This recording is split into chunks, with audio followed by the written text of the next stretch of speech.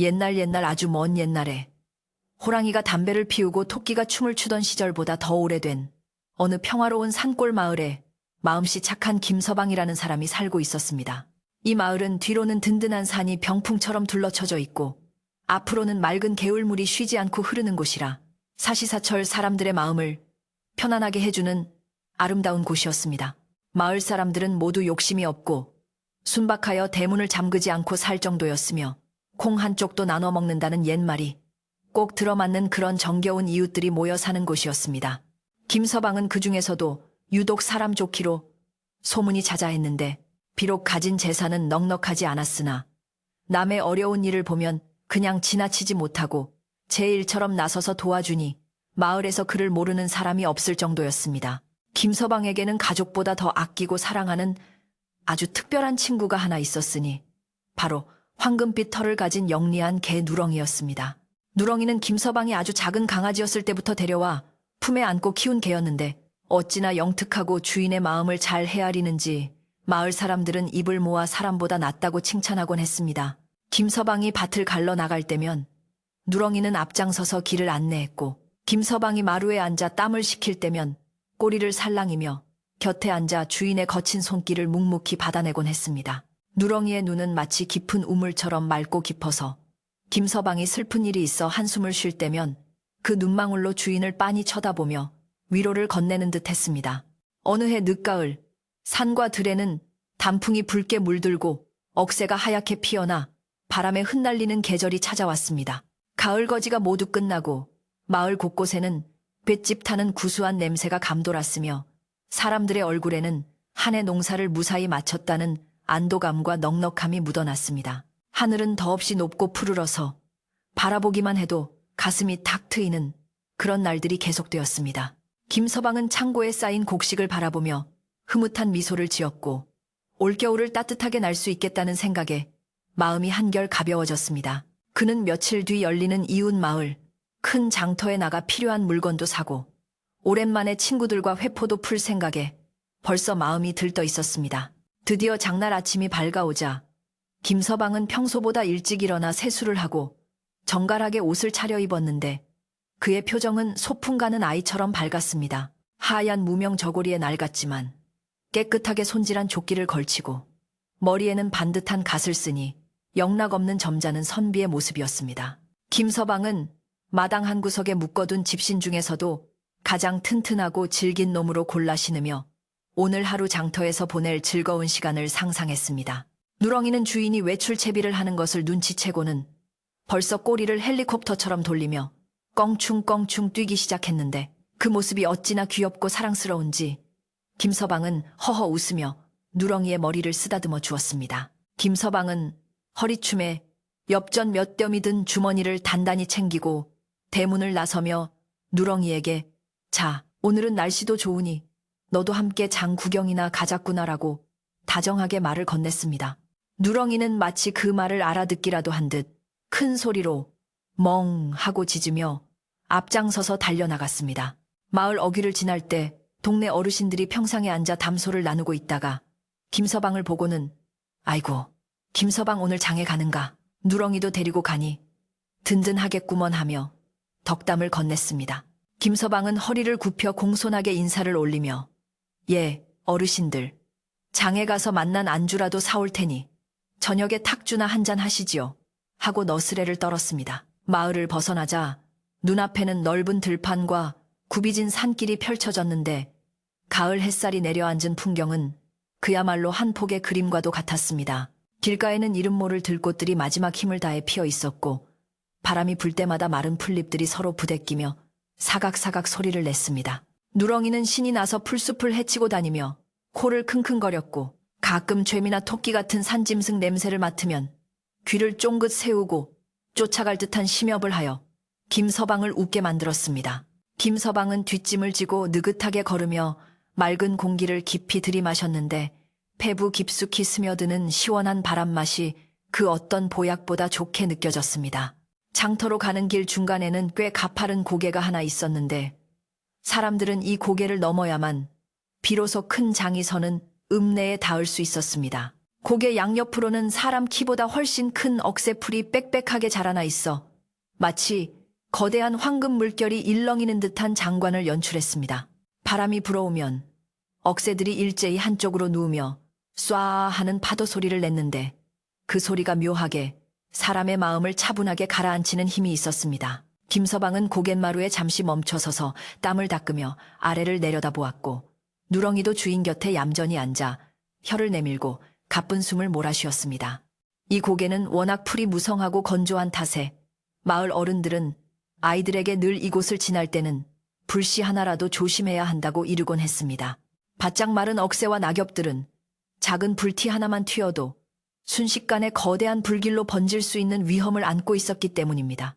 하지만 이날은 하늘이 맑고 바람도 적당하여 김서방은 그런 걱정일랑 까맣게 잊은 채 그저 눈앞에 펼쳐진 풍경의 아름다움에 취해 있었습니다. 그는 참으로 좋다. 세상 시름이 다 잊히는구나. 라고 혼잣말을 중얼거리며 다시 걸음을 재촉했습니다. 고개를 넘어 내려가는 길은 비교적 수월해서 김서방의 발걸음은 한결 가벼워졌고 콧노래가 저절로 흘러나왔습니다. 누렁이는 내리막길을 구르듯 달려가다가도 주인이 잘 따라오는지 확인하기 위해 수시로 뒤를 돌아보며 기다려주는 기특함을 보였습니다. 길 옆으로 흐르는 계곡물은 수정처럼 맑아서 바닥에 깔린 조약돌 하나하나가 선명하게 보일 정도였는데 목이 마른 누렁이는 물가로 뛰어들어가 시원하게 물을 들이켰습니다. 김서방도 쭈그리고 앉아 손으로 물을 떠마시니 이가 시릴 정도로 차가운 물맛에 정신이 번쩍 드는 것 같았습니다. 한참을 걷다 보니 멀리서 시끌벅적한 소리가 들려오기 시작했는데 그것은 바로 장터가 가까워졌음을 알리는 활기찬 소음이었습니다. 장터 입구에 다다르자 고소한 기름 냄새와 생선 굽는 냄새, 떡지는 냄새가 뒤섞여 김서방의 허기진 배를 자극했습니다. 전국 각지에서 모여든 장사꾼들이 목청을 높여 물건을 팔고 있었고 구경 나온 사람들로 북적이는 거리는 생동감이 넘쳐 흘렀습니다. 김서방은 누렁이 목줄을 단단히 잡으며 자, 사람 많은 곳이니 잃어버리지 않게 내 옆에 딱 붙어 있어라 라고 주의를 주었습니다. 김서방은 먼저 건어물 가게에 들러 집 반찬으로 쓸 북어 몇 마리를 사고 아내에게 줄 고운 머리빗도 하나 고르며 흐뭇해했습니다. 장터를 돌아다니는 동안 아는 사람을 몇 명이나 만났는지 김서방은 쉴 새 없이 고개를 숙이고 인사를 나누느라 바빴습니다. 사람들은 김서방 뒤를 졸졸 따라다니는 듬직한 누렁이를 보며 저게는 볼 때마다 참 탐이 난단 말이야. 우리 집 개랑 바꿀까 하며 농담을 건네기도 했습니다. 그럴 때마다 김서방은 어림없는 소리 천금을 준대도 이 녀석하고는 안 바꾸네 하며 껄껄 웃어 넘겼습니다. 해가 중천에 떠오르자 장터의 열기는 더욱 뜨거워졌고 김서방은 슬슬 다리도 아프고 목도 칼칼해지기 시작했습니다. 장터 한복판에 자리 잡은 주막에서는 뽀얀 막걸리를 사발에 가득 담아 나르는 주모의 목소리가 들려왔고 지글지글 부침개 굽는 소리가 김서방의 발길을 붙잡았습니다. 평소 술을 즐겨하는 김서방인지라 참새가 방앗간을 그냥 지나치지 못하듯 그는 자연스럽게 주막 평상 쪽으로 발걸음을 옮겼습니다. 누렁이는 주인이 어디로 가는지 뻔히 안다는 듯 익숙하게 주막 마당 한 구석 그늘진 곳에 자리를 잡고 엎드렸습니다. 주막에는 이미 김서방의 옛 친구 몇 명이 자리를 잡고 앉아 있었는데 그들은 김서방을 보자마자 반색하며 손짓을 했습니다. 어이, 김서방, 여기서 다 만나는구먼. 어서 와서 한잔하게. 친구들의 부름에 김서방은 신발을 벗고 평상에 올라앉으며 그렇지 않아도 목이 컬컬하던 참이었는데 잘 만났네 라고 화답했습니다. 주모는 김서방을 알아보고 오랜만에 오셨네요.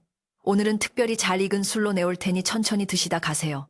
하며 넉살 좋게 인사를 건넸습니다. 술상이 차려지자 김서방과 친구들은 서로의 안부를 물으며 술잔을 주고받기 시작했는데 오랜만에 만난 터라 이야기꽃이 쉴 새 없이 피어올랐습니다. 김서방은 올해 농사는 비가 적당히 와서 아주 잘 되었네. 자네 노는 어떤가? 하고 물었고 친구는 나도 덕분에 창고를 가득 채웠지. 이게 다 하늘이 도운 덕분 아니겠나? 하며 맞장구를 쳤습니다. 술잔이 한 순배, 두 순배 돌면서 분위기는 점점 무르익어 갔고 김서방의 얼굴도 불그레하게 달아오르기 시작했습니다. 누렁이는 평상 아래에서 주인의 냄새를 맡으며 가끔 떨어지는 안주 조각을 받아 먹으며 얌전히 기다렸습니다. 시간이 얼마나 흘렀는지 어느덧 해가 서산으로 기울기 시작하면서 장터의 그림자가 길게 늘어지기 시작했습니다. 하지만 주막의 흥겨움에 취한 김서방과 친구들은 시간 가는 줄 모르고 술잔을 기울였고 그들의 목소리는 점차 커져만 갔습니다. 김서방은 기분이 너무 좋아진 나머지 평소보다 과하게 술을 마시게 되었는데 그의 눈은 점차 풀리고 혀는 조금씩 꼬여갔습니다. 자, 한 잔 더 받게. 오늘 같은 날 취하지 않으면 언제 취하겠나. 김서방의 호탕한 외침에 친구들도 덩달아 신이 나서 술병을 비워댔습니다. 장터의 소음이 조금씩 잦아들 무렵 바람이 방향을 바꾸어 산 쪽에서 불어오기 시작했는데 그 바람에는 유난히 건조하고 까칠한 기운이 서려 있었습니다. 주막 깃발이 펄럭이는 소리가 아까보다 거칠어졌고 바닥에 떨어진 낙엽들이 회오리 바람을 타고 뱅글뱅글 돌았습니다. 술에 취한 김서방은 그런 날씨의 변화를 전혀 감지하지 못했지만 평상 아래 엎드려 있던 누렁이는 본능적으로 고개를 들어 허공 냄새를 맡으며 콧방귀를 뀌었습니다. 누렁이의 예민한 감각은 공기 중에 섞인 미묘한 변화를 감지한 듯 불안한 기색을 보이며 앞발로 땅을 긁적였습니다. 어느새 주막 손님들도 하나둘 자리를 뜨기 시작했고 주모는 빈 그릇을 치우며 해가 많이 짧아졌으니 서둘러 가시는 게 좋겠습니다라고 은근히 귀가를 재촉했습니다. 그러나 이미 거나하게 취한 김서방은 이복의 주모, 술 한 병만 더 주게. 아직 할 이야기가 태산일세하며 자리를 털고 일어날 생각이 없어 보였습니다. 친구 중 하나가 김서방, 날이 저물면 고갯길 넘어가기 위험하니 이제 그만 일어서세라고 말렸지만 김서방은 손사래를 치며 고집을 피웠습니다. 그때 장터 한쪽에서 지팡이를 짚은 노인 한 분이 지나가다가 왁자지껄한 주막 쪽을 바라보며 혀를 차찼습니다. 그 노인은 이 마을에서 오래 살아 날씨와 산세를 읽는 눈이 밝기로 유명한 분이었는데 김서방 일행을 보며 혼잣말처럼 중얼거렸습니다. 허, 오늘따라 바람이 심상치 않거늘 저리 취해서 어찌 밤길을 가려나. 산불이라도 나면 큰일인데. 노인의 걱정스러운 시선은 붉게 물든 저녁 노을과 함께 스산하게 불어오는 바람 끝에 머물렀지만 취기에 젖은 김서방의 귀에는 그 소리가 들리지 않았습니다. 누렁이는 이제 자리에서 일어나 김서방의 바짓단을 입으로 살짝 물어당기며 집에 가자는 신호를 보냈습니다. 영리한 누렁이는 주인이 더 이상 술을 마시면 몸을 가누기 힘들 것이라는 걸 알고 있는 듯 했습니다. 김서방은 누렁이가 옷을 당기자 그제야 비틀거리며 아래를 내려다보고는 오냐 오냐, 우리 누렁이가 집에 가고 싶은 게로구나. 알았다, 알았어. 이제 그만 일어나마 하며 주섬주섬 짐을 챙기기 시작했습니다.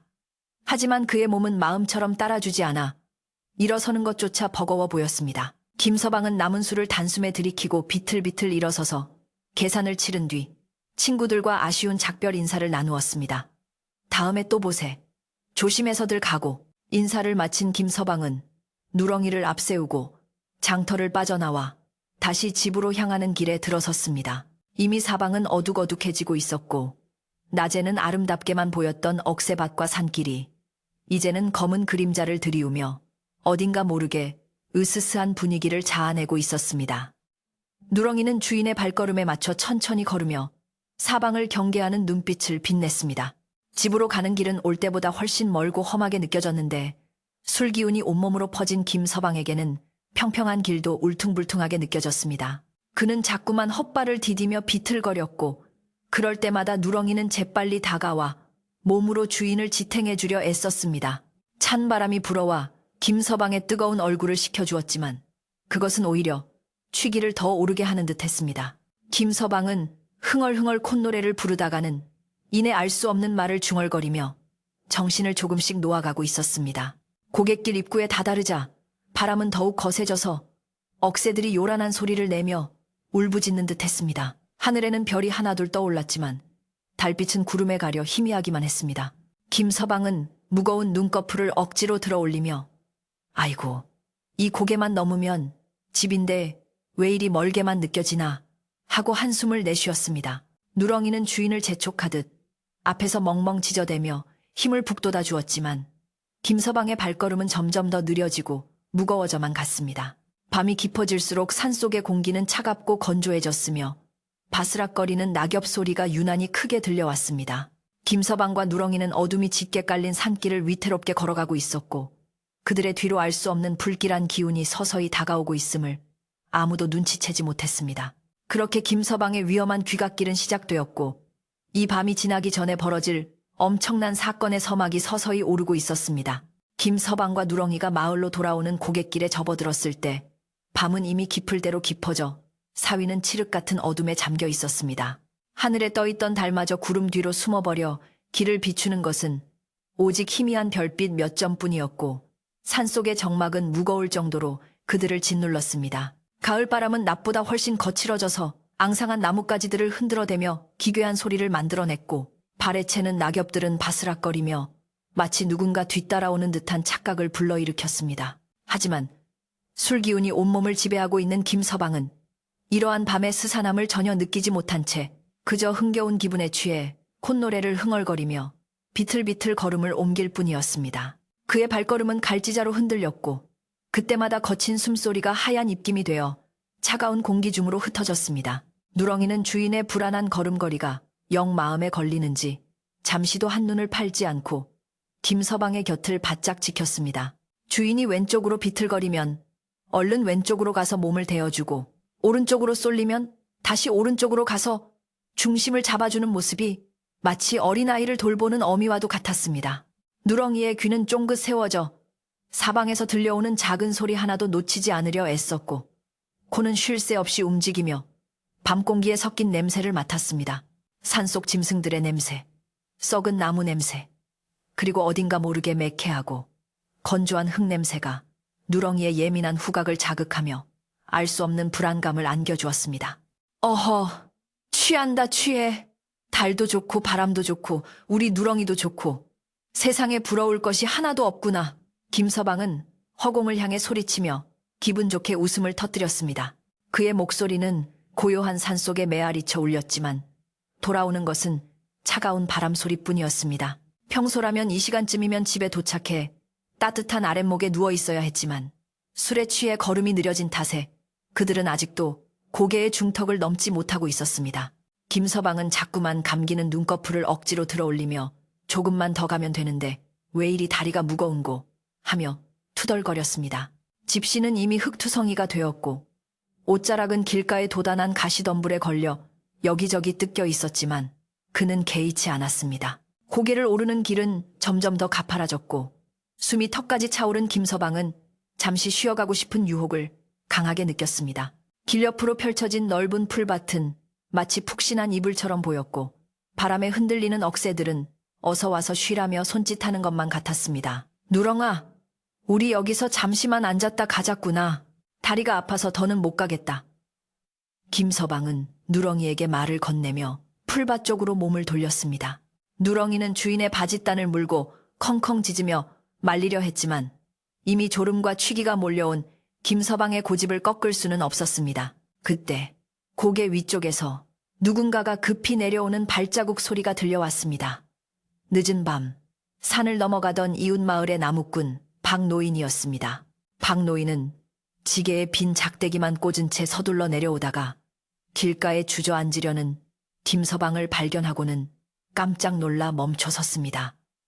아니, 이게 누군가? 김서방 아닌가? 이 밤중에 여기서 뭘 하고 있는 게야? 박노인의 목소리에는 걱정과 놀라움이 가득 담겨 있었습니다. 그는 김서방에게 다가와 얼굴을 살피며 혀를 찼습니다. 술을 얼마나 마신 게야? 냄새가 진동을 하는구먼. 정신 차리게. 김서방. 김서방은 개슴츠레한 눈으로 박노인을 올려다보며 해벌쭉 웃었습니다. 아이고, 박 어르신 아니십니까? 장날이라 친구들과 한잔했습니다. 어르신도 한잔하시지요. 횡설수설하는 김서방을 보며 박노인은 심각한 표정으로 주변을 둘러보았습니다. 이보게, 지금 농담할 때가 아니야. 오늘따라 산바람이 너무 건조하고 세게 불어서 불티 하나만 튀어도 큰일 날 날씨일세. 이런 데서 지체하다가는 큰 코 다치니 얼른 일어나서 집에 가게. 박노인의 경고는 단호하고 엄중했습니다. 그는 며칠째 비가 오지 않아 바짝 마른 산의 상태를 누구보다 잘 알고 있었기에 김서방의 행동이 너무나 위험해 보였던 것입니다. 하지만 술에 취한 사람에게는 아무리 좋은 충고도 그저 스쳐 지나가는 바람 소리처럼 들릴 뿐이었습니다. 김서방은 손을 휘휘 내저으며 걱정 마십시오, 어르신. 잠시 다리만 쉬었다가 곧장 갈 겁니다.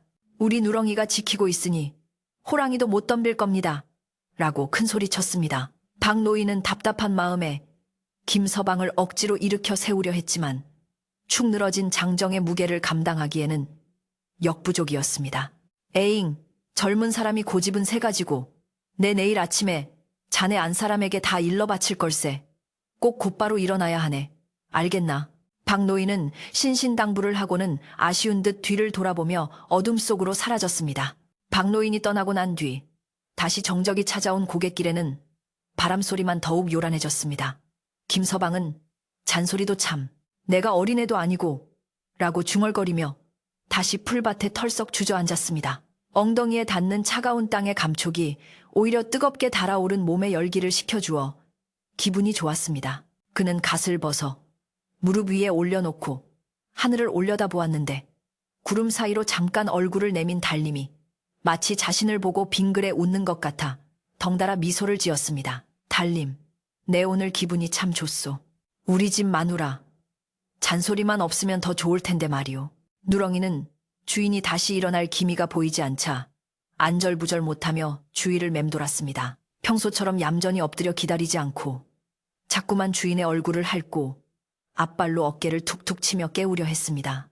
누렁이의 본능은 지금 이곳이 안전하지 않다는 것을 강하게 느끼고 있었습니다.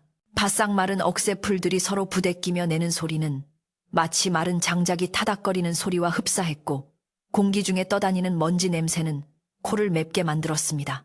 누렁이는 낑낑거리는 소리를 내며 주인의 소매를 물고 길 쪽으로 끌어당겼습니다. 아이고, 누렁아, 그만해라. 옷 찢어진다.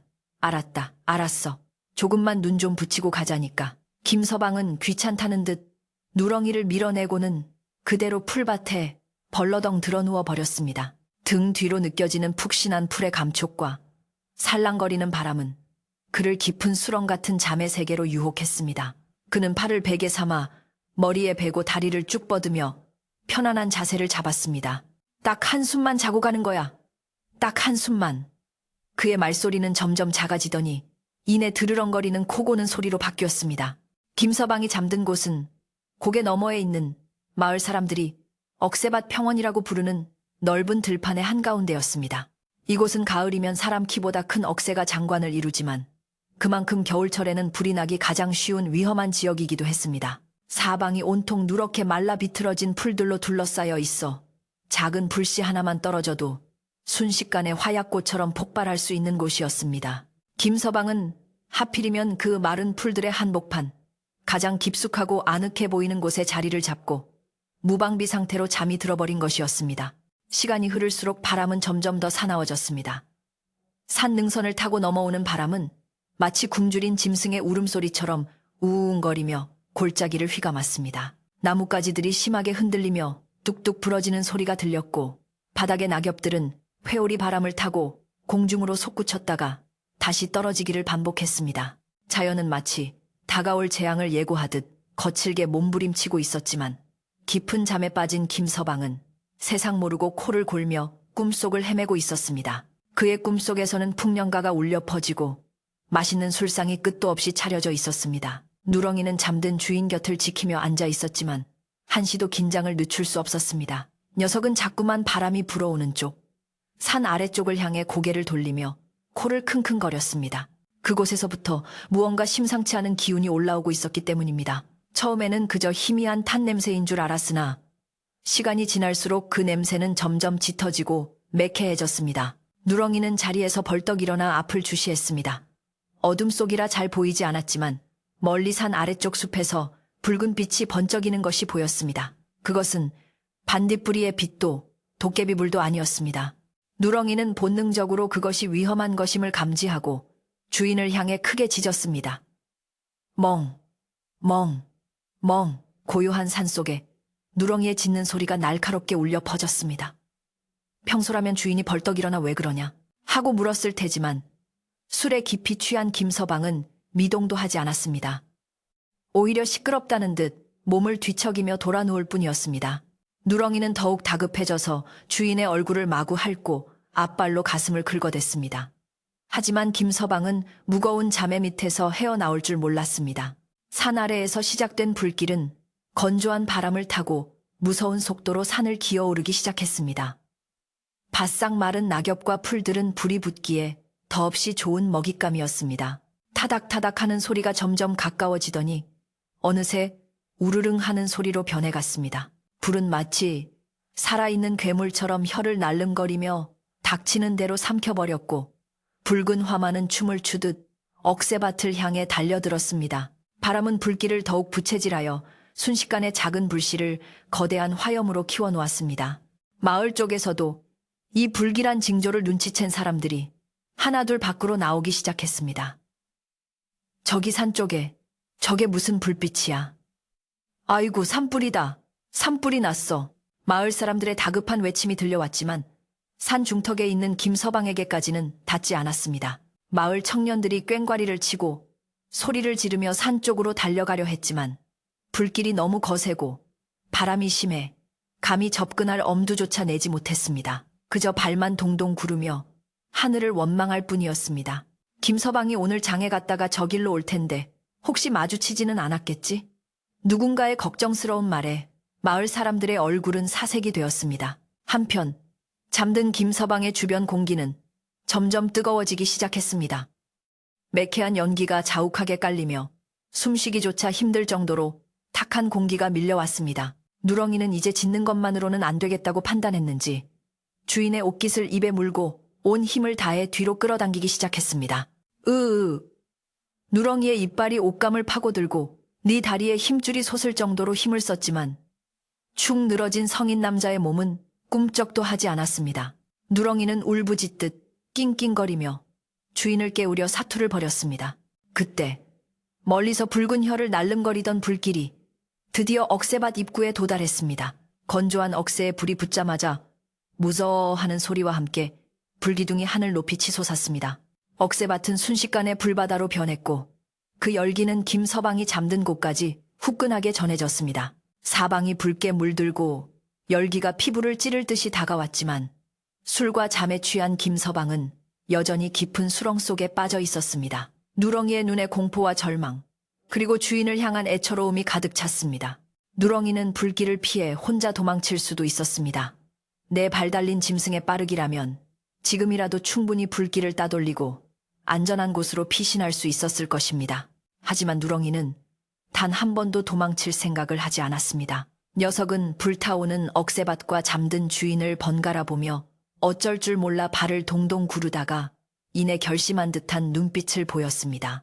누렁이는 주인의 얼굴을 마지막으로 한번 세차게 핥은 뒤 무언가 생각난 듯 쏜살같이 어디론가 달려갔습니다. 그곳은 바로 김서방과 함께 올라오며 목을 축였던 근처에 흐르는 작은 개울가였습니다.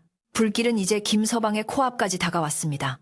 사나운 바람은 불티를 날려 김서방의 옷자락 근처에 떨어뜨렸고 매운 연기는 그의 코와 입으로 스며들었습니다. 잠결에도 숨이 막히는지 김서방은 콜록콜록 기침을 했지만 여전히 눈을 뜨지는 못했습니다. 죽음의 그림자가 붉은 화마에 탈을 쓰고 그를 집어삼키려 입을 벌리고 있는 절체절명의 순간 과연 누렁이는 주인을 구해낼 수 있을까요? 산속의 밤은 붉게 타오르며 긴박하게 흘러가고 있었습니다. 누렁이가 쏜살같이 달려간 곳은 김서방과 함께 고개를 넘어오며 목을 축였던 그 시원한 개울가였습니다. 산 아래쪽에서부터 밀려오는 뜨거운 열기와는 대조적으로 개울물은 늦가을의 밤 공기를 머금어 얼음장처럼 차가웠습니다. 맑은 물은 달빛도 없는 어둠 속에서도 끊임없이 흐르며 졸졸졸 소리를 내고 있었는데 이 평화로운 물소리가 마치 곧 닥쳐올 재앙과는 아무 상관없다는 듯 무심하게 느껴졌습니다. 누렁이는 개울가에 도착하자마자 망설임 없이 그 차가운 물속으로 첨벙 뛰어들었습니다. 갑작스러운 냉기가 온몸을 휘감아 뼛속까지 시리게 만들었지만 누렁이는 추위를 느낄 겨를조차 없었습니다. 물속에 뛰어든 누렁이는 단순히 목을 축이거나 몸을 씻으려는 것이 아니었습니다. 녀석은 본능적으로 그리고 아주 영리하게도 자신이 해야 할 일을 정확히 알고 있었습니다. 누렁이는 물속에서 이리저리 뒹굴며 자신의 두꺼운 황금빛 털 사이사이로 물이 깊숙이 스며들도록 했습니다. 내 발을 휘저으며 물을 튀기고 머리부터 꼬리끝까지 온몸을 물에 흠뻑 적셨습니다. 털이 물을 잔뜩 머금어 몸이 무거워지자 누렁이는 지체 없이 물 밖으로 튀어올라 다시 주인이 있는 언덕 위를 향해 질주하기 시작했습니다. 물에 젖은 몸은 평소보다 훨씬 무거웠고 가파른 언덕길을 오르는 것은 쉬운 일이 아니었습니다. 하지만 누렁이는 거친 숨을 몰아쉬며 마치 사냥감을 쫓는 맹수처럼, 아니 그보다 더 필사적인 기세로 달렸습니다. 뚝뚝 떨어지는 물방울이 마른 땅을 적시며 누렁이가 지나간 자리에 작은 흔적을 남겼습니다. 주인 김서방이 잠들어 있는 곳에 도착한 누렁이는 곧바로 주인의 주변 풀밭 위를 뒹굴기 시작했습니다. 젖은 몸을 바싹 마른 풀 위에 비비고 구르고 털어내며 자신이 가져온 물기를 풀밭에 옮기기 시작한 것입니다. 치익 하는 소리와 함께 뜨거워진 땅과 풀들이 물기를 만나 식어가는 소리가 났습니다. 누렁이는 한 번 구르는 것으로 만족하지 않았습니다. 주인의 머리맡에서 발치까지, 그리고 주인을 감싸고 있는 주변의 마른 억새들 위를 미친 듯이 뒹굴며 물을 적셨습니다. 자신의 몸에 있던 물기가 다 빠져나가 털이 다시 보송보송해질 때쯤 누렁이는 다시 벌떡 일어나 개울가를 향해 내달렸습니다. 내리막길을 구르듯 달려내려가 다시 차가운 물속에 몸을 던지고 또다시 물을 머금고 언덕을 기어올라 주인의 곁으로 돌아오는 이 처절한 왕복 달리기가 시작된 것입니다. 산불은 이제 무서운 기세로 김서방이 잠든 곳을 포 위에 오고 있었습니다. 우르르 쾅쾅 하는 소리가 마치 천둥 소리처럼 들려왔는데 이는 거대한 나무들이 불길에 못 이겨 쓰러지는 소리였습니다. 붉은 불길은 마치 살아있는 뱀떼처럼 땅을 기어다니며 먹어치울 것을 찾아 헤맸고 바람은 그 불길을 김서방이 있는 쪽으로 친절하게 안내하는 악마의 숨결 같았습니다. 매캐한 연기가 사방을 뒤덮어 한 치 앞도 분간하기 힘들었지만 누렁이는 오직 냄새와 기억에 의존해 개울과 주인의 사이를 오가고 있었습니다. 누렁이가 한 번, 두 번, 세 번. 횟수를 거듭할수록 김서방의 주변에는 조금씩 젖은 원이 그려지기 시작했습니다. 바싹 말라 스치기만 해도 불이 붙을 것 같던 억새들이 누렁이가 나르는 물기에 젖어 축축하게 가라앉았습니다. 하지만 불길의 속도는 너무나 빨랐고 누렁이 혼자 나르는 물의 양은 턱없이 부족해 보였습니다. 그럼에도 불구하고 이 충직한 개는 멈추지 않았습니다. 혀는 이미 입 밖으로 길게 늘어졌고 심장은 터질 듯이 방망이질 쳤지만 주인을 살려야 한다는 일념 하나가 지친 다리를 움직이게 만들었습니다. 잠든 김서방은 꿈속에서 이상한 기분을 느꼈습니다. 따뜻한 아랫목에 누워있는데 갑자기 천장에서 시원한 빗방울이 떨어지는 것 같기도 하고 누군가가 차가운 물수건으로 얼굴을 닦아주는 것 같기도 했습니다. 시원하다. 마누라가 세수를 시켜주나 그는 잠꼬대를 하며 몸을 뒤척였습니다. 현실에서는 화마가 코앞까지 닥쳐 생사가 오가는 긴박한 상황이었지만 누렁이의 눈물겨운 노력 덕분에 김서방의 주변 온도만은 기적처럼 서늘하게 유지되고 있었던 것입니다. 주인의 이런 태평한 잠꼬대를 들으면서도 누렁이는 원망 한번 하지 않고 묵묵히 자신의 임무를 수행했습니다. 개울과 언덕을 오가는 길은 가시덤불과 거친 돌부리로 가득 차 있었습니다. 급하게 오르내리느라 누렁이의 발바닥은 찢어져 피가 배어나왔고 고운 황금빛 털은 여기저기 뜯겨나가고 검댕이 묻어 볼품없이 변해갔습니다. 하지만 육체의 고통은 누렁이에게 아무런 장애물이 되지 못했습니다. 오직 두려운 것은 저 붉은 괴물이 자신의 주인을 삼키는 것뿐이었습니다. 누렁이의 눈은 불길에 반사되어 붉게 빛났지만 그 안에는 결연한 의지가 활활 타오르고 있었습니다. 불길은 이제 누렁이가 만들어 놓은 젖은 방어선 바로 바깥까지 밀려왔습니다. 후끈하는 열기가 젖은 풀들을 순식간에 말려버리려 했지만 누렁이가 수십 번을 오가며 적셔놓은 물기는 쉽게 마르지 않았습니다. 불꽃이 젖은 풀에 닿자 치익 하는 소리와 함께 하얀 수증기가 피어올랐습니다. 불은 마치 보이지 않는 벽에 부딪힌 듯 주춤거렸고 젖은 풀들 사이로 더 이상 전진하지 못하고 옆으로 비껴가기 시작했습니다. 누렁이의 처절한 사투가 붉은 화마의 발목을 잡은 것입니다. 그러나 안심하기에는 일렀습니다. 건조한 바람은 계속해서 방향을 바꾸며 불길을 이리저리 흩날렸고 불티들은 젖은 방어선 안쪽으로 침투하려 호시탐탐 기회를 노렸습니다. 누렁이는 잠시도 쉴 틈이 없었습니다. 불티가 김서방의 옷자락이나 근처 마른 풀에 떨어지면 누렁이는 즉시 달려들어 자신의 젖은 몸으로 그 위를 덮쳐 눌러 껐습니다. 뜨거운 불똥이 살에 닿아 살이 타는 냄새가 나고 극심한 고통이 밀려왔지만 누렁이는 비명 한 번 지르지 않고 묵묵히 참아냈습니다. 밤하늘을 올려다보던 마을 사람들은 산 중턱에서 벌어지는 기이한 광경을 목격했습니다. 시커먼 산을 집어삼키며 타오르던 붉은 불길 한가운데 아주 작고 동그란 부분이 마치 섬처럼 검게 남아있는 것이었습니다. 저기 좀 보게. 불이 저기는 피해가는 것 같네. 저기가 어딘가? 억새밭 평원 아닌가? 사람들은 웅성거리며 그 기적 같은 장소를 손가락질했습니다. 그들은 그곳에 술 취한 김서방과 그를 지키는 개 한 마리가 있다는 사실을 꿈에도 알지 못했지만 무언가 신비로운 힘이 작용하고 있음을 본능적으로 느낄 수 있었습니다. 누렁이의 체력은 이제 한계에 다다르고 있었습니다. 다리는 후들거려 제대로 서 있기조차 힘들었고 폐는 찢어질 듯 아파와 숨을 쉴 때마다 그르렁거리는 소리가 났습니다. 개울까지 다녀오는 시간은 점점 길어졌고 한 번 다녀올 때마다 누렁이는 바닥에 쓰러질 듯 비틀거렸습니다. 하지만 녀석은 주인의 얼굴을 한번 쳐다보고는 다시 힘을 냈습니다. 세상 모르고 자고 있는 주인의 평온한 얼굴이 누렁이에게는 유일한 힘의 원천이었습니다. 주인님은 내가 지켜야 해. 내가 없으면 주인님은 죽어. 말 못하는 짐승의 마음속 외침이 산천을 울리는 듯 했습니다. 어느새 100번이 넘는 왕복이 이어졌습니다.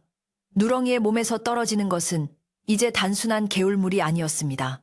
찢어진 상처에서 흐르는 붉은 피와 온몸에서 뿜어져 나오는 땀과 그리고 뜨거운 불길에 맞서며 흘러내리는 눈물이 뒤섞인 것이었습니다. 누렁이가 구른 자리는 물과 피로 얼룩져 진흙탕처럼 변해갔고 그 처참한 흔적들이 모여 김서방을 안전하게 감싸는 튼튼한 성벽이 되었습니다. 불길은 그 성벽을 넘지 못하고 으르렁거리며 주위를 맴돌 뿐이었습니다. 개울물의 수위도 조금 줄어들 정도로 누렁이는 쉴 새 없이 물을 날랐습니다. 차가운 물에 들어갔다가 뜨거운 불 옆으로 오기를 반복하니 누렁이의 몸은 급격한 온도 변화로 인해 경련을 일으키기 시작했습니다. 털은 젖었다 마르기를 반복하며 뻣뻣해졌고 일부는 불티에 그을려 흉하게 타버렸습니다. 하지만 누렁이의 눈빛만은 처음보다 더 형형하게 빛나고 있었습니다. 그것은 생존 본능을 넘어선 어떤 숭고한 희생정신이 만들어낸 빛이었습니다. 바람이 잠시 잦아든 틈을 타 누렁이는 마지막 남은 힘을 짜내어 다시 개울로 향했습니다. 이번에는 발이 잘 떨어지지 않아 거의 기어가다시피 했습니다. 돌부리에 걸려 넘어지고 가시덤불에 긁혀도 녀석은 멈추지 않았습니다.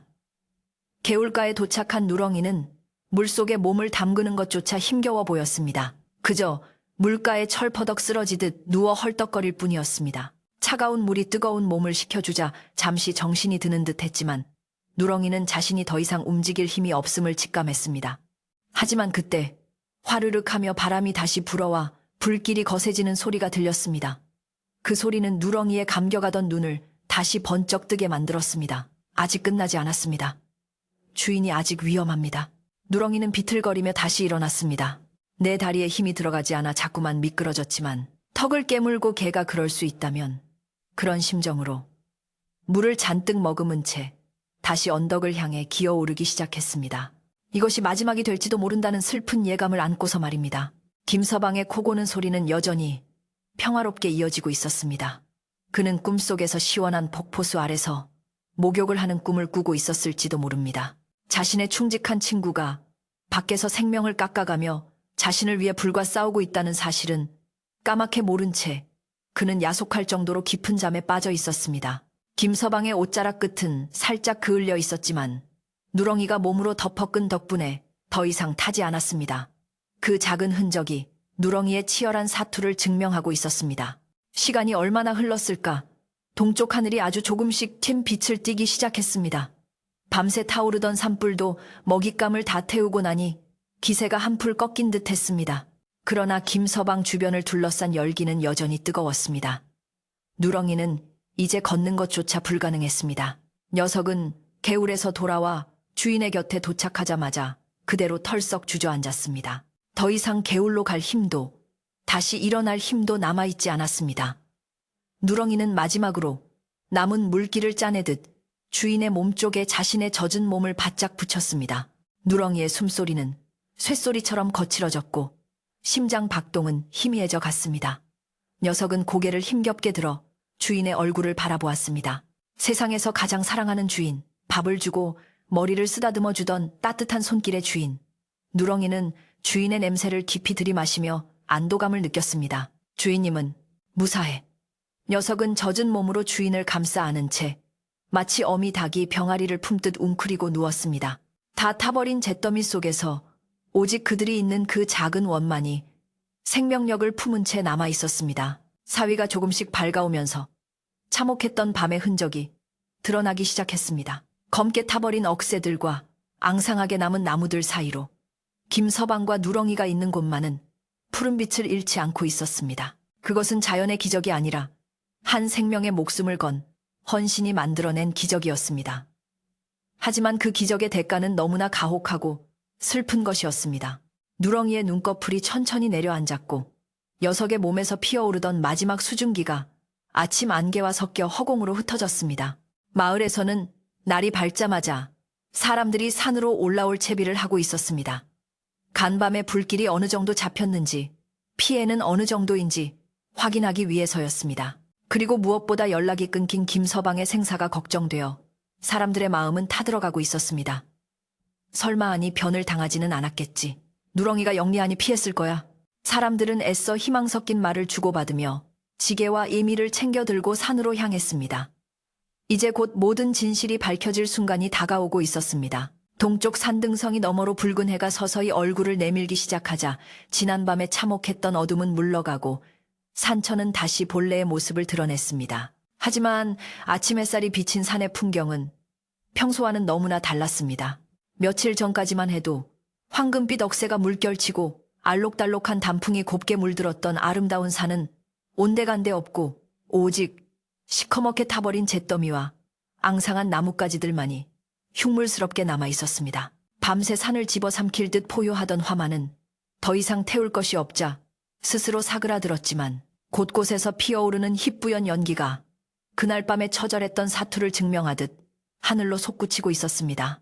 고요한 아침 공기 속에는 상쾌한 풀냄새 대신 매캐한 탄냄새만이 진동하여 숨을 쉴 때마다 가슴을 답답하게 만들었습니다. 마을 사람들은 날이 밝자마자 약속이나 한 듯 서둘러 마을 입구로 모여들었습니다. 모두의 손에는 매미나 삽, 지게 같은 도구들이 들려 있었지만 그들의 표정은 일하러 가는 사람들의 활기가 아닌 근심과 걱정으로 가득 차 있었습니다. 어젯밤 산 너머에서 솟구치던 불길을 보며 뜬 눈으로 밤을 지새운 김서방의 아내는 퉁퉁 부은 눈으로 발을 동동 구르고 있었습니다. 김서방이 어제 장에 가서 아직도 안 왔어요. 이 길로 꼭 온다고 했는데. 그녀의 울먹이는 목소리에 마을 어른 박노인이 나서서 사람들을 다독였습니다. 자, 너무 걱정부터 하지 말게. 김서방은 운이 좋은 사람이니 별일 없을 게야. 누렁이도 같이 갔으니 잘 피했을 걸세. 일단 우리 모두 올라가서 확인해 봄세. 박노인을 선두로 마을 장정들과 김서방의 아내는 서둘러 고갯길을 오르기 시작했습니다. 산 입구에 들어서자마자 발에 밟히는 것은 바스락거리는 낙엽이 아니라 푹석거리는 잿가루였습니다. 발을 디딜 때마다 검은 먼지가 피어올라 바짓단을 더럽혔고 주변의 나무들은 숯덩이가 되어 만지기만 해도 부서져 내렸습니다. 산새 소리 하나 들리지 않는 죽음과도 같은 정막 속에서 사람들의 거친 숨소리와 발자국 소리만이 울려 퍼졌습니다. 올라갈수록 처참한 광경에 사람들은 입을 다물지 못했고 김서방 아내의 흐느낌 소리는 점점 더 커져만 갔습니다. 아이고, 이 난리에 사람이 어찌 살았겠나. 아이고, 사람들은 차마 입 밖으로 내지는 못했지만 마음속으로는 최악의 상황을 떠올리며 고개를 떨구었습니다. 한참을 걸어 고갯마루 근처 억새밭 평원이 있었던 곳에 다다랐을 때 선두에 섰던 젊은 청년 하나가 갑자기 소리를 질렀습니다. 저기 좀 보세요. 저기만 멀쩡해요. 청년이 가리키는 곳을 보자 사람들의 눈이 휘둥그레졌습니다. 온통 숯검정으로 변해버린 산 한가운데 마치 거짓말처럼 동그랗게 초록색 풀이 남아있는 섬 같은 곳이 보였기 때문입니다. 주변은 모두 불에 타서 새까만데 오직 그곳만은 불길이 건드리지 못한 성역처럼 보존되어 있었습니다. 그것은 실로 기이하고도 믿기 힘든 광경이었습니다. 박노인은 떨리는 목소리로 외쳤습니다. 저기다. 저기에 김서방이 있을지 모른다. 어서 가보자. 사람들은 젖먹던 힘을 다해 그 초록색 섬을 향해 달리기 시작했습니다. 가까이 다가갈수록 그곳의 모습이 선명하게 드러났습니다. 불에 타지 않은 풀밭 한가운데에 누군가가 웅크리고 누워있는 형체가 보였습니다. 하얀 무명옷은 흙투성이가 되었지만 분명 김서방이었습니다. 그리고 그 곁에는 누렁이로 보이는 누런 짐승이 주인을 감싸 안은 듯 바짝 붙어 엎드려 있었습니다. 김서방의 아내는 남편의 모습을 확인하자마자 여보, 여보 하고 비명을 지르며 달려가 남편을 흔들어 깨웠습니다. 마을 사람들도 뒤따라 도착하여 숨죽이며 그 광경을 지켜보았습니다. 김서방은 아내의 필사적인 외침과 몸을 흔드는 손길에 천천히 눈을 떴습니다. 머리는 깨질 듯이 아프고 입안은 바짝 말라 있었지만 정신은 아직 몽롱한 상태였습니다. 아이고 머리야. 왜 이리 소란인가? 그는 부스스 일어나 앉으며 주변을 둘러보았습니다. 하지만 그의 눈에 들어온 것은 익숙한 산의 풍경이 아니라 온통 검게 타버린 낯선 세상이었습니다. 이게 무슨 일이야? 내가 꿈을 꾸고 있는 건가? 김서방은 눈을 비비며 믿을 수 없다는 듯 중얼거렸습니다. 그리고 자신의 옷을 만져보았는데 이상하게도 옷이 축축하게 젖어 있었습니다. 밤이슬이라기엔 너무나 흠뻑 젖어 있었고 흙탕물 냄새가 진하게 배어 있었습니다. 그제야 김서방은 자신의 곁에 엎드려 있는 누렁이를 발견했습니다. 누렁아, 일어나라. 우리가 여기서 밤을 새운 모양이구나. 김서방은 평소처럼 웃으며 누렁이의 등을 툭툭 쳤습니다. 하지만 누렁이는 꼼짝도 하지 않았습니다. 항상 주인의 목소리를 들으면 꼬리를 치며 반기던 녀석이 미동조차 하지 않는 것이었습니다. 김서방은 이상한 낌새를 느끼고 누렁이의 머리를 쓰다듬었습니다. 그 순간 김서방의 손끝에 전해진 것은 살아있는 생명의 온기가 아니라 섬뜩할 정도로 차가운 냉기와 딱딱하게 굳은 감촉이었습니다. 누렁아? 누렁아! 김서방의 목소리가 떨리기 시작했습니다. 그는 누렁이를 안아 들려 했지만 녀석의 몸은 이미 싸늘하게 식어 있었습니다. 자세히 보니 누렁이의 털은 물과 흙으로 떡이 되어 있었고 곳곳이 불에 그을려 까맣게 변해 있었습니다. 내 발바닥은 얼마나 뛰어다녔는지 껍질이 벗겨지고 피투성이가 되어 형체를 알아볼 수 없을 정도였습니다. 김서방은 그 처참한 모습에 숨이 턱 막혀 말이 나오지 않았습니다. 주변을 둘러싼 마을 사람들도 웅성거림을 멈추고 숙연한 표정으로 그 모습을 지켜보았습니다. 그때 주변을 살피던 박 노인이 무거운 목소리로 입을 열었습니다. 김서방, 여기를 좀 보게. 박 노인은 지팡이로 김서방이 누워있던 자리와 저 아래 개울가로 이어지는 길을 가리켰습니다. 그곳에는 누렁이가 수없이 오고 간 흔적이 선명하게 남아 있었습니다. 젖은 몸으로 진흙탕을 구르며 만든 길이 마치 고속도로처럼 나 있었던 것입니다. 자네 옷이 왜 젖어 있는지, 왜 이 주변만 불에 타지 않았는지 이제 알겠나? 이 충직한 개가 자네를 살리려고 밤새 저 개울물을 제 몸에 적셔다가 불을 끈 개야. 제 목숨을 태워서 자네 목숨을 구한 걸세. 박 노인의 설명을 들은 김서방은 머리를 한 대 얻어맞은 듯 멍해졌습니다. 지난밤 술에 취해 덥다고 느꼈을 때 시원하게 느껴졌던 그 물기, 꿈결에 들었던 헐떡이는 숨소리, 그 모든 것이 꿈이 아니었습니다. 자신이 술에 취해 세상 모르고 자고 있을 때 이 작은 생명은 뜨거운 불길 속을 뚫고 차가운 물속을 오가며 홀로 사투를 벌였던 것입니다. 김서방의 눈에서 굵은 눈물방울이 뚝뚝 떨어지기 시작했습니다. 아이고, 누렁아, 미련한 놈아. 주인이 뭐라고, 나 같은 놈이 뭐라고 네 목숨을 버리냐. 김서방은 누렁이의 차가운 시신을 끌어안고 짐승처럼 울부짖었습니다. 내가 죽일 놈이다. 내가 술만 안 마셨어도, 고집 피우지 않고 이러만 났어도 네가 살았을 텐데. 으헝. 산천을 울리는 김서방의 통곡 소리에 마을 사람들도 눈시울을 붉히며 고개를 돌렸습니다. 김서방의 아내도 남편의 등 뒤에서 흐느끼며 죽은 누렁이를 쓰다듬었습니다. 고맙다 누렁아. 정말 고맙다. 다음 생에는 사람으로 태어나거라. 누렁이의 눈은 감겨 있었지만 입가에는 마치 힘든 일을 끝내고 편안히 쉬는 듯한 옅은 미소가 걸려있는 듯 했습니다. 김서방은 자신의 뺨을 누렁이의 차가운 얼굴에 비비며 오열을 멈추지 못했습니다. 누렁이의 몸에서 나는 비릿한 피냄새와 탄냄새가 김서방의 가슴을 후벼 팠습니다. 어제 장터에서 친구들에게 천금을 줘도 안 바꾼다고 했던 말이 비수가 되어 가슴에 꽂혔습니다. 천금은커녕 자신의 목숨보다 귀한 친구를 자신의 어리석음 때문에 잃었다는 죄책감이 그를 짓눌렀습니다.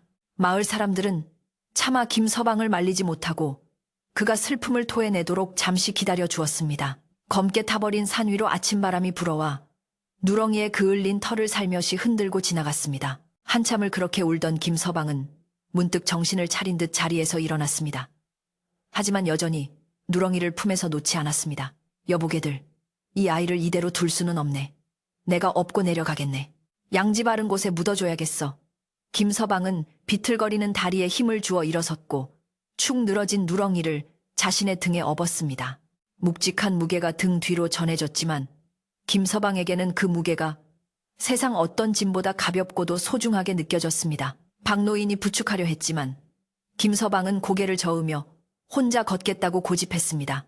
그것이 누렁이에 대한 마지막 예의라고 생각하는 듯했습니다. 마을로 내려오는 길, 행렬은 마치 장례식 행렬처럼 엄숙하고 무거웠습니다. 맨 앞에 누렁이를 업은 김서방이 섰고 그 뒤를 아내와 마을 사람들이 따랐습니다. 내려오면서 보이는 누렁이가 다녔던 길의 흔적들, 피 묻은 발자국과 긁힌 자국들을 볼 때마다 사람들은 탄식을 내뱉었습니다. 세상에 이런 개가 어디 있나. 효자보다 낫고 열 아들보다 낫다. 사람들은 입을 모아 누렁이의 의로움을 칭찬하고 안타까워했습니다. 소문은 바람보다 빨리 퍼져 마을에 도착했을 때는 이미 남은 주민들이 모두 나와 그들을 기다리고 있었습니다. 김서방은 집에 도착하자마자 마당 한가운데에 멍석을 깔고 누렁이를 조심스럽게 내려놓았습니다. 그리고 아내에게 따뜻한 물과 깨끗한 수건을 가져오라고 일렀습니다. 그는 떨리는 손으로 수건을 적셔 누렁이의 몸에 묻은 흙과 피, 검댕을 정성스럽게 닦아내기 시작했습니다. 닦아도 배어나오는 핏물에 김서방의 눈물도 하염없이 흘러내려 수건을 적셨습니다. 아프지? 많이 아팠지? 이제 다 끝났다. 이제 편안히 쉬거라. 김서방은 마치 살아있는 아이를 씻기듯 구석구석을 닦아주며 혼잣말을 건넸습니다. 누렁이의 털이 본래의 황금빛을 되찾자 김서방은 자신이 입고 있던 옷 중 가장 좋은 비단 옷을 꺼내와 누렁이를 감싸주었습니다. 마을 사람들도 집에서 귀한 명주천이나 음식을 가져와 누렁이 곁에 놓아두었습니다. 누구는 저승길 배고프지 말라며 북어포를 놓았고 누구는 꽃길만 가라며 늦가을 국화꽃을 꺾어다 놓았습니다. 마당은 순식간에 작은 빈소가 되었고 마을 전체가 슬픔에 잠겼습니다. 평소 누렁이를 예뻐했던 동네 아이들도 훌쩍거리며 누렁이의 머리를 한 번씩 쓰다듬었습니다. 김서방은 삽을 들고 뒷산이 아닌 마을이 훤히 내려다 보이는 양지 바른 언덕으로 향했습니다. 그곳은 누렁이가 평소에 뛰어놀기 좋아하던 곳이었습니다. 김서방은 여기가 좋겠다. 여기서 우리 집도 보고 마을 사람들도 보고 심심하지 않게 지내거라 하며 땅을 파기 시작했습니다. 땅은 얼지 않아 부드러웠지만 김서방의 삽질은 눈물 때문에 자꾸만 헛돌았습니다. 마을 청년들이 대신 삽을 받아들고 깊고 넓게 구덩이를 팠습니다. 누렁이를 묶고 봉분을 둥글게 만든 뒤 김서방은 털썩 주저앉아 무덤을 어루만졌습니다. 그러다 문득 자신이 장터에서 돌아올 때 짚고 왔던 지팡이가 눈에 들어왔습니다. 어젯밤 술에 취해 비틀거릴 때 자신의 몸을 지탱해 주었고 불길 속에서도 타지 않고 남아있던 그 지팡이였습니다. 김서방은 그 지팡이를 집어들어 누렁이 무덤 앞에 꽂았습니다. 누렁아, 비석 대신 이 지팡이를 꽂아주마. 혹시라도 네가 길을 잃으면 이걸 보고 찾아오너라. 마을 사람들은 김서방의 행동을 묵묵히 지켜보며 함께 고개를 숙였습니다. 바람이 불어와 꽂힌 지팡이를 스치고 지나갔지만 지팡이는 마치 누렁이의 굳은 심지처럼 흔들리지 않고 꼿꼿하게 서 있었습니다. 김서방은 무덤 앞에 술 한 잔을 올리고 절을 올렸습니다. 내 평생 술을 좋아했지만 이제는 술만 보면 네 생각이 나서 어찌 마시겠느냐. 이 술이 너에게 올리는 마지막 술이자 내가 마시는 마지막 술이 될 것이다. 김서방의 목소리는 비장했고 그 다짐은 산울림처럼 묵직하게 퍼져나갔습니다. 해가 뉘엿뉘엿지고 저녁놀이 붉게 물들 무렵 장례는 끝이 났습니다. 사람들은 하나둘 집으로 돌아갔지만 김서방은 늦도록 무덤가를 떠나지 못했습니다.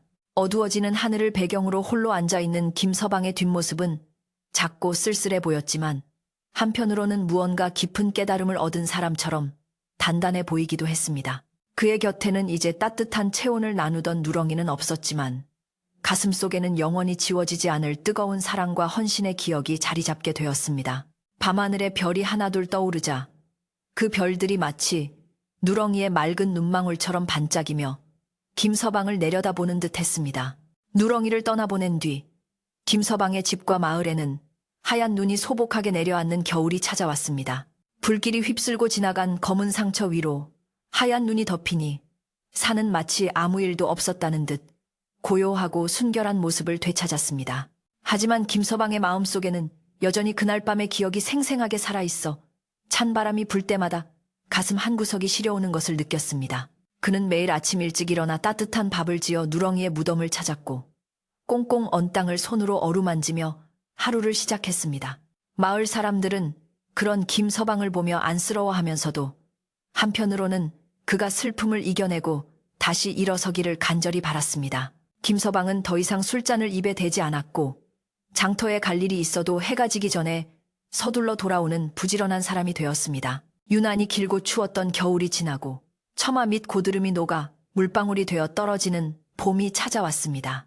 언 땅이 녹으면서 산과 들에는 다시 파릇파릇한 새싹이 돋아나기 시작했고 졸졸 흐르는 개울물 소리는 겨우내 잠들어 있던 생명들을 깨웠습니다. 김서방이 누렁이 무덤 앞에 꽂아두었던 그 마른 지팡이에도 따스한 봄볕이 내리쬐었습니다. 사실 그 지팡이는 이미 뿌리가 잘려나간 죽은 나무 토막이나 다름없었기에 누구도 그 지팡이에서 다시 생명이 돋아나리라고는 생각하지 않았습니다. 김서방조차도 그저 누렁이가 가는 길 외롭지 말라고 주인의 냄새라도 맡으라고 꽂아둔 표식일 뿐이었습니다.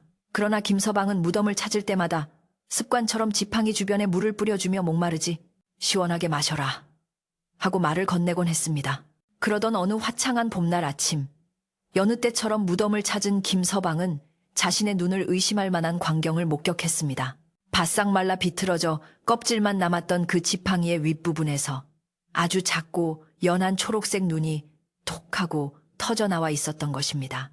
처음에는 잘못 본 것인가 싶어 눈을 비비고 다시 보았지만 분명 그것은 살아있는 나무에서만 볼 수 있는 생명의 징후였습니다. 죽은 줄로만 알았던 나무 지팡이가 땅속 깊이 뿌리를 내리고 누렁이의 넋을 양분 삼아 다시 살아난 것이었습니다. 김서방은 떨리는 손으로 그 작은 싹을 어루만지며 털썩 주저앉았습니다. 아이고, 누렁아! 네가 다시 돌아왔구나. 이 못난 주인을 잊지 않고 다시 찾아왔어. 김서방의 외침을 듣고 달려온 마을 사람들도 지팡이에서 돋아난 새싹을 보고 입을 다물지 못했습니다. 박노인은 지팡이를 요리조리 살펴보더니 감탄하며 무릎을 쳤습니다. 참으로 기이하고도 신통한 일이로다. 죽은 나무가 살아나다니 이건 분명 누렁이의 충심이 하늘에 닿아 일어난 기적이네. 저 나무는 그냥 나무가 아니라 누렁이의 넋이 깃든 나무야. 사람들은 너, 나 할 것 없이 합장하며 나무를 향해 절을 했고 이 놀라운 소식은 삽시간에 이웃 마을까지 퍼져나갔습니다. 사람들은 이 나무를 보며 죽어서도 주인을 지키려는 개의 마음이 꽃피운 것이라 여겨 더욱 귀하게 여기게 되었습니다. 봄비가 촉촉하게 내리고 따뜻한 햇살이 이어지자 나무는 하루가 다르게 쑥쑥 자라났습니다. 일반적인 나무보다 성장 속도가 훨씬 빨라서 봄이 채 가기도 전에 제법 굵은 가지를 뻗고 무성한 잎을 피워냈습니다. 여름이 되자 나무는 어느새 어른 키를 훌쩍 넘겨 시원한 그늘을 만들어 주었는데 그 잎사귀의 모양이 마치 개의 귀처럼 생겼다고 하여 사람들은 더욱 신기해했습니다. 바람이 불면 나뭇잎들이 사락사락 소리를 냈는데 김서방에게는 그 소리가 마치 누렁이가 꼬리를 흔들며 반기는 소리처럼 들렸습니다. 그는 밭일을 하다가도 땀을 식히러 나무 그늘 아래로 왔고 그곳에서 도시락을 먹으며 나무에게 이런저런 이야기를 들려주었습니다. 세월은 유수와 같이 흘러 어느덧 10년, 20년이 지났습니다. 김서방이 꽂았던 작은 지팡이는 이제 장정 서너시 팔을 벌려야 감쌀 수 있을 만큼 거대한 고목이 되었습니다. 이 나무는 마을 어귀 언덕에 우뚝 서서 마을을 내려다보는 수호신 같은 존재가 되었습니다. 무더운 여름날이면 마을 사람들은 모두 이 나무 아래 모여 부채질을 하며 더위를 식혔고 아이들은 튼튼한 가지에 그네를 매달아 뛰놀았습니다. 신기하게도 이 나무 주변에는 모기나 벌레가 꼬이지 않았고 항상 맑고 시원한 바람이 머물렀습니다. 사람들은 누렁이가 살아서 주인을 지켰듯 죽어서 나무가 되어서도 마을 사람들을 편안하게 해주려 한다고 믿었습니다. 김서방은 이제 허리가 굽고 머리가 하얗게 센 노인이 되었습니다. 하지만 그의 일과는 변함이 없어서 눈이 오나 비가 오나 하루도 빠짐없이 나무를 찾아와 주변을 쓸고 닦았습니다. 그는 나무 둥치에 등을 기대고 앉아 지나가는 나그네들에게 옛날 이야기를 들려주는 것을 낙으로 삼았습니다. 이 나무가 원래는 내 지팡이였는데 말이야.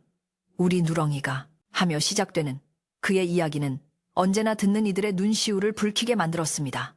나그네들은 이야기를 듣고 나면 옷깃을 여미고 나무를 향해 정중하게 예를 표하고 지나갔으며 그 덕분에 이 마을은 의로운 개가 잠든 마을이라 하여 널리 칭송받게 되었습니다. 어느 해 가뭄이 심하게 들어 인근 마을의 우물이 다 마르고 논바닥이 거북이 등처럼 갈라질 때였습니다. 사람들은 물을 구하지 못해 발을 동동 구르며 하늘만 원망하고 있었는데 신기하게도 누렁이 나무 아래쪽 땅만은 여전히 촉촉한 물기를 머금고 있었습니다. 마을 사람들이 조심스레 그곳을 파보니 맑고 시원한 샘물이 퐁퐁 솟아오르는 것이었습니다. 그것은 예전 누렁이가 불을 끄기 위해 뛰어들었던 그 개울물이 땅속으로 흘러와 나무 뿌리를 적시고 있었던 것이었습니다. 덕분에 마을 사람들은 그 샘물로 가뭄을 무사히 넘길 수 있었고 나무에 대한 고마움은 더욱 깊어졌습니다. 사람들은 그 샘물을 의구샘이라 부르며 소중히 아꼈습니다. 김서방은 이제 살 날이 얼마 남지 않았음을 직감했습니다. 기력이 쇠하여 지팡이 없이는 걷기 힘들어진 그는 어느 맑은 가을날 자식들의 부축을 받아 나무 아래 평상에 누웠습니다. 붉게 물든 단풍이 고운 이불처럼 그를 덮어주었고 파란 하늘은 그 어느 때보다 높고 맑았습니다.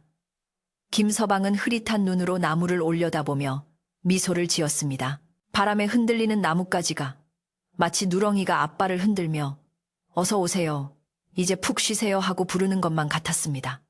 그래, 누렁아, 나도 이제 갈 때가 되었구나. 그동안 나를 기다리느라 심심했지. 곧 만나러 가마. 그날 밤 김서방은 잠을 자듯 편안하게 눈을 감았습니다.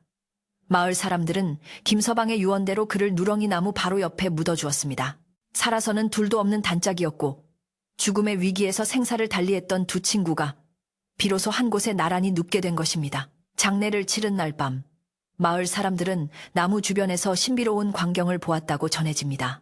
달빛이 나무를 환하게 비추는데 나무 그림자 옆에 지팡이를 짚은 노인과 꼬리를 흔드는 큰 개의 그림자가 나란히 서서 어딘가로 걸어가는 듯한 모습이 보였다는 것입니다. 사람들은 김서방이 드디어 누렁이를 만나 하늘나라로 소풍을 떠난 것이라 믿으며 마음의 위안을 얻었습니다.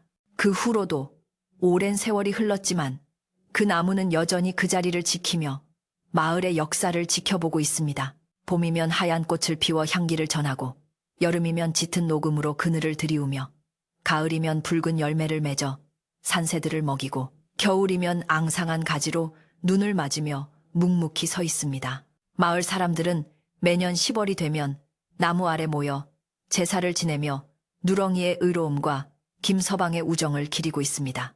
그리고 술을 좋아하는 사람들도 이 나무 앞을 지날 때면 반드시 말에서 내려 걷고 술 기운을 빌려 실수하지 않도록 마음을 다잡는 풍습이 생겨났다고 합니다. 지금도 그 마을에 가면 수백 년 된 거대한 느티나무 한 그루가 서 있는 것을 볼 수 있습니다. 사람들은 그 나무를 오수수, 즉 개나무라고 부르기도 하고 주인을 구한 나무라고도 부릅니다. 바람이 부는 날 그 나무 아래 가만히 귀를 기울여 보세요. 나뭇잎이 부대끼는 소리 사이로 컹컹하는 힘차고 밝은 개 짖는 소리와 허허, 녀석 참 하며 웃는 인자한 할아버지의 웃음소리가 들릴지도 모릅니다. 그것은 서로를 그토록 아꼈던 두 영혼이 만들어내는 세상에서 가장 아름답고 평화로운 노랫소리일 테니까요. 밤이 깊었습니다. 창밖에는 달님이 환하게 웃으며 세상을 비추고 있고 풀벌레들은 자장가를 부르듯 고요하게 울고 있습니다. 오늘 들려드린 김서방과 누렁이 이야기처럼 진정한 사랑과 의리는 시간이 지나도 결코 사라지지 않고 우리 곁에 따뜻하게 남아있다는 것을 기억해 주세요. 당신의 곁에도 보이지는 않지만 당신을 지켜주는 소중한 마음들이 머물고 있을 겁니다. 이제 무거운 짐은 내려놓고 걱정 근심도 모두 잊고 누렁이 나무 그늘 아래서 낮잠을 자듯 편안하고 깊은 잠에 빠져드시길 바랍니다. 오늘의 이야기는 여기까지입니다. 부디 좋은 꿈 꾸세요. 안녕히 주무십시오.